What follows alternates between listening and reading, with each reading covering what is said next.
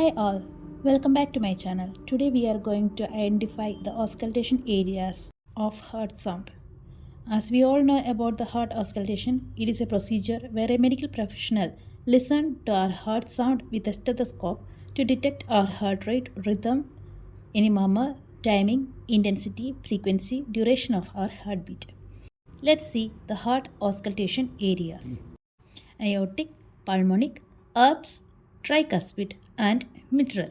We can hear the aortic sound on the second right intercostal space, pulmonic sound on second left intercostal space, herbs third left intercostal space, tricuspid fourth left intercostal space, mitral sound by intercostal space and mid-clavicular region.